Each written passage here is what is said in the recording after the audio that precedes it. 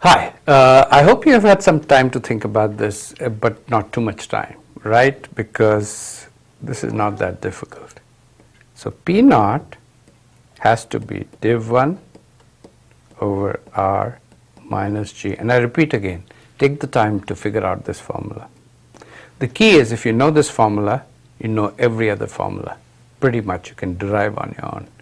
Div 1 over R minus G. The first number is 20. The R minus G is what? 0.15 minus 0.05. Look how I've chosen numbers very neatly. What's the answer to this? 200. So the price of Moogle should be $200. Why? Because div 1 is 20 over 0.15 minus 0.05. Just remember though that 0.05 when you're doing this in the real world has nothing, is a percentage, it's not in dollars, has everything to do with the cash flows. Okay, so this is pretty straightforward. And now let me tell you something about myself. So do you think this is an easy division, 20 divided by 10? I mean 0.1 or 20 multiplied by 10. So this was several years ago, and I had my daughter was just maybe a year old or whatever, and so I stopped, and she was really hungry, and we were driving somewhere. So I said, I'll run into the store and pick up a little carton of milk, and I'll get it for her, and she'll be fine. So I'm running out, and I put it at the counter. And obviously I was a little anxious that she's crying and so on. So I put it down, and the guy was punching it on the machine, and $1, and it cost 73 cents with taxes, right? But he's doing 1 minus. I said, give me 27 cents. And he stared at me, and this I'm not joking. He stared at me and said, man, you must have a PhD in finance. And I'm standing there, I said, actually I do, and that was my thesis. With that I just told you. So I mean, I'm just telling you, I'm making fun of you. If you don't like numbers, try to like them. They're once you have a comfort level with multiplying and dividing, that's all we're doing. So if you don't take my jokes personally, you can have fun at my expense, and somehow I'll get to know you're doing that. So now that you know the examples and all, let me now spend time, and I'm going to take about 15 minutes to 20 minutes on this to set up what is the most interesting piece about stocks and the last major piece for our today's session. But it's extremely important that you understand this. So just hang on with me, and this is a point where if you get this, then you will be able to go back to other resources and understand. And that's the purpose of the video. The purpose of the video is to motivate you to learn by showing you the essence of what's going on, right? Why things are working. So what's the engine of growth? The first thing you must remember is that, I have said this several times, but one more time, that real assets, your business, create value, and they can be financed by either debt or equity. But equity is the one that's taking on all the risk, giving your own money for your business or to other people through markets without any promise in return.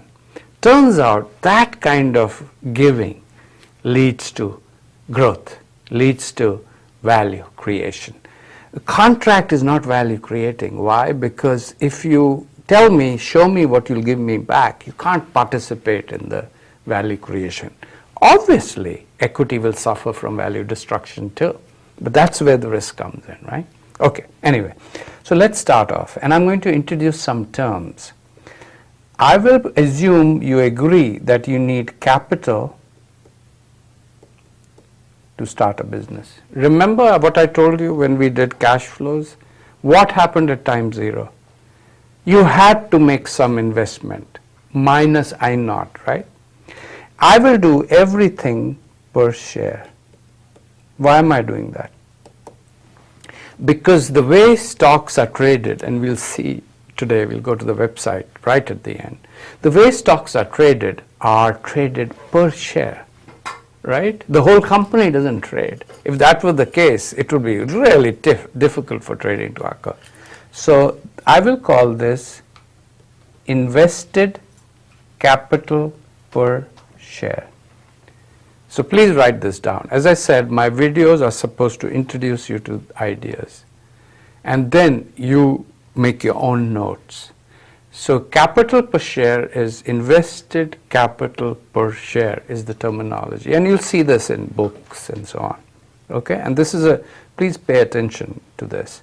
Okay, you need invested capital per share. So I have put some money in my idea, and remember, for convenience, I'm going to use perpetuities. Why? Not because I know perpetuities give me the right answer, but just as a framework of understanding what the heck is going. And as it turns out, most long-lived ideas are approximately priced very well by perpetuities. Okay? The second idea I'll give you is, so you have done your capital investment, but in order to at least survive, what do you need to do? You need a return on investment. So let me repeat that. You made invested capital per share. You can call it return on capital. Many people call it return on investment. That needs to be some positive number. So we'll assume that's greater than 0. Why have I laid these two things out? Because turns out that if I take my invested capital per share and multiply it by my ROI, what will I get? I'll get my cash flow. That's the beauty of a perpetuity formula, that invested capital per share multiplied by ROI gives me. So we'll do an example in a second. So what does cash flow? In finance, we call it earnings per share, but I must warn you about this. When I say earnings per share, I mean cash flow per share. The reason I'm warning you is the earnings per share you see in accounting statements, as I told you when we did cash flows, accounting statements have to be used to create cash flows.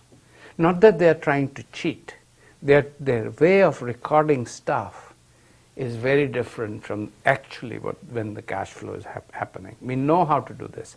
The only reason I'm saying this is because in the real world, earnings per share is used, the same language is used, it may mean different things to different people. But in finance, earnings per share is cash flow per share. Okay? Is equal to ICPS times ROI. So what do I mean by engine of growth? What am I trying to explain here? One thing very simple. I'm first starting off that if you don't have any resources put in, you cannot have cash flows.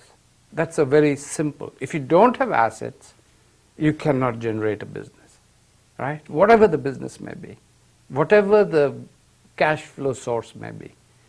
All I've done is I've made it per share. But I'm making a second point, which hopefully everybody recognizes, that if I don't make any money on my capital, cash flow, nobody is going to finance it, and I won't want to. And you'll see this condition is not really that strict.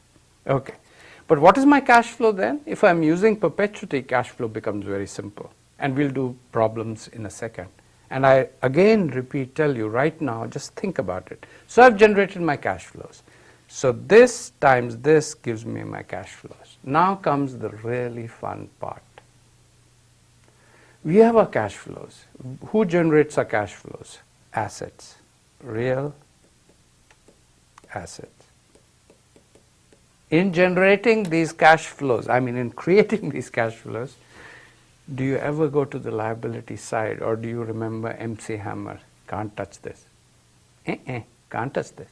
Okay? So remember, the cash flows have nothing to do with the financing. So what the heck is that ROI? There's another word for it we used earlier. It's called your rate of return, internal rate of return. We are just throwing lingo now that you're comfortable with the basics. All over the place there's lingo, and many things mean the same thing, right? And many things are slightly deceptive, like earnings per share mean one thing in accounting and another to a finance person. But remember, the finance person is the cool person. We are dealing with reality and not just languages, okay? Languages are awesome, but they are not necessarily real. Okay, so I have generated my cash flow. Now here's the cool thing. At any point, you have two choices. And let us just make a simple assumption, which I think I made at the beginning, that we have no debt right now. And the reason is we are focused on valuing stocks. So if you bring in debt, it's only going to make you a little bit confused. The other good news is that a lot of companies have only stocks, and you'll see that in a second. The final thing is, if you don't have stocks, if you don't have invested capital, if people haven't put up their money for risk, nobody is going to give you money. No bank should give you money, because it'll create perverse incentives. Okay?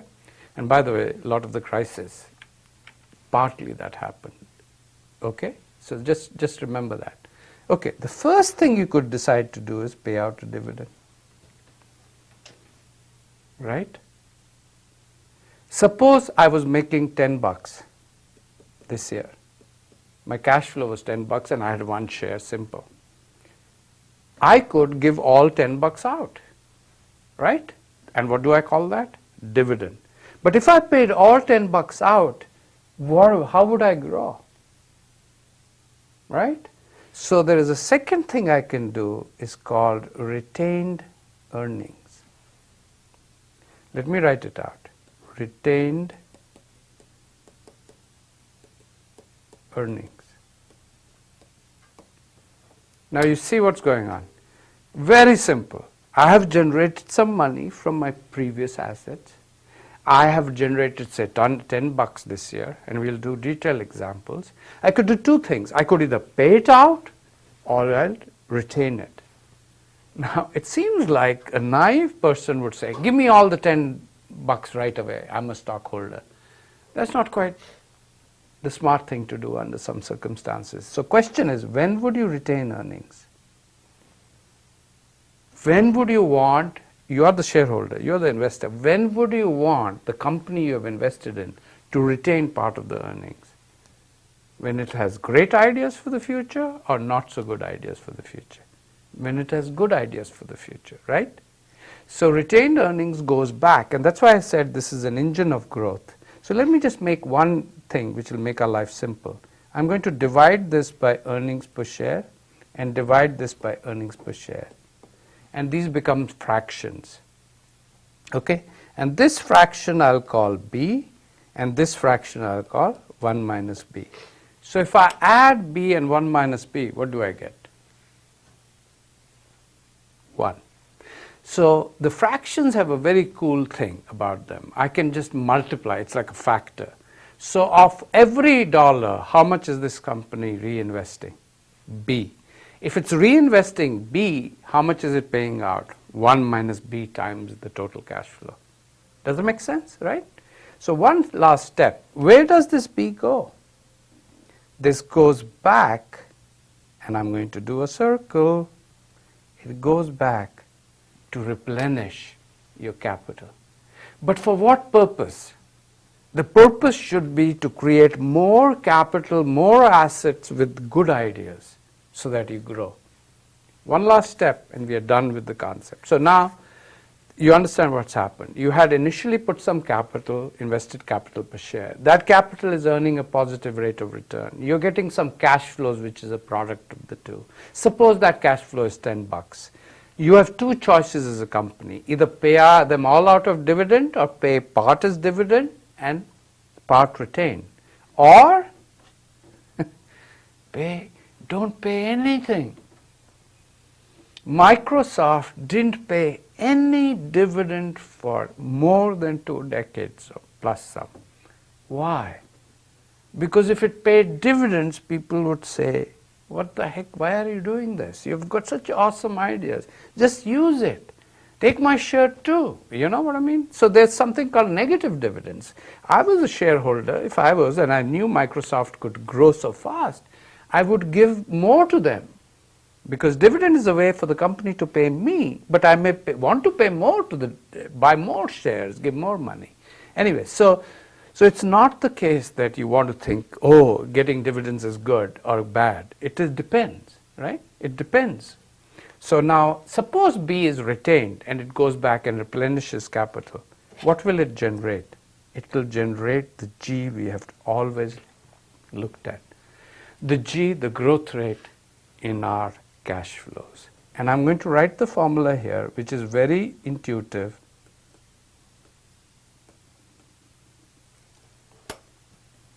And that's it pretty much. This is the engine of growth. Okay? So what is the growth coming from? If I do not put any money back in the company, if B is 0, growth can't happen. It can happen organically by chance. I'm talking about growth by design. Right? So for example, if iPad wasn't produced, could Apple have grown to be as big as now? Probability is low, but it could have happened. Suddenly some accident happened to every other company producing phones and Apple just took off. I'm not talking about that kind of growth. I'm talking about sustained, thought out, planned growth. So you have to put B has to be positive. But suppose I put B back and my ROI is 0 on that B, additional B. Will I grow? No. So it's very intuitive. I'm not going to derive it. I have now shown you the engine of growth. So when you use the formula of a company with growth, what are the things you use? First, dividend over R, you already know those two, minus G, and this is how G is calculated. So I think a stock reflects the engine of growth. What I'm going to do now is I'm going to take a break. But I will let this slide stay and stare you in the face so that you have the time, 5 minutes or so, to just stare at it, look at it, derive it for yourself, think about it. And then later, I would even encourage some of you to go to a book and see how they'll do it in a very detailed fashion for you. Okay? You have the ability to take care of resources outside of this video. But I want this video to be the process through which you get the essence of what's going on and just leave the details a little bit out. Okay? So I'm going to take a break now and come back and wrap up what we did with examples and show you something quite startling. See you soon.